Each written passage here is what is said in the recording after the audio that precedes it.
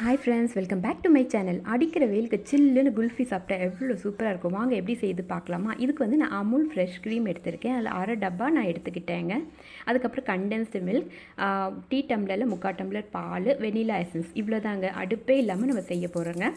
இதுக்கு அந்த அரை பாக்கெட் அமுல் ஃப்ரெஷ் க்ரீமை ஒரு பாத்திரத்தில் போட்டு நல்லா பீட் பண்ணுங்கள். என்கிட்ட எலக்ட்ரிக் பீட்டர் இல்லை, உங்கள்கிட்ட இருந்துச்சுன்னா அந்த ஃப்ளஃபினஸ் வர அளவுக்கு பீட் பண்ணுங்கள். நான் வந்து இந்த விஸ்கை வச்சு தான் பீட் பண்ணேன். ஒரு 15 to 20 மினிட்ஸ் நான் இந்த கையாலே இந்த விஸ்கை வச்சு நல்லா ஃப்ளஃபினஸ் வர அளவுக்கு பீட் பண்ணிட்டேங்க. பீட் பண்ணதுக்கு அப்புறமா இல்லை ஒரு 3 ஃபுல் ஸ்பூன் கண்டென்ஸ்டு மில்க் நான் சேர்த்துருக்கேங்க. சேர்த்துட்டு நல்லா திரும்பவும் நான் நல்லா பீட் பண்ணுறேங்க ஒரு 5 மினிட்ஸ். பாருங்கள், இந்த அளவுக்கு வந்துடுங்க. அப்புறம் இதில் வந்து நான் 2 மூடி வெண்ணிலா எசன்ஸ் இதில் ஊற்றிக்கிட்டேங்க. இப்போ நல்லா கலந்து விட்டுடுங்க.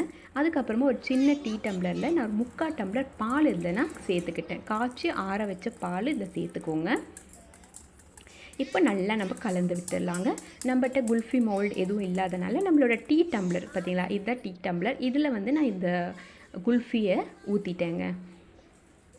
இந்த பால் இதெல்லாம் இதில் நான் ஊற்றிட்டேங்க. அதுக்கப்புறம் இதுக்கு மூடி வந்து நம்மளுக்கு அலுமினியம் ஃபாயில் இல்லாதனால இந்த பிளாஸ்டிக் டப்பாவோட மூடி இருக்கும் இல்லைங்களா, அது நடுவில் மட்டும் அந்த கத்தியை வந்து அடுப்பில் காமிச்சிட்டு அதில் ஓட்டை போட்டுட்டேன். அப்புறம் இந்த ஸ்டிக்கை நடுவில் வச்சுட்டேங்க. அவ்வளோதாங்க. இதை நான் நைட்டு செய்யறதுனால நான் ஓவர் நைட் நான் ஃப்ரீசரில் இதை வச்சுட்டேங்க.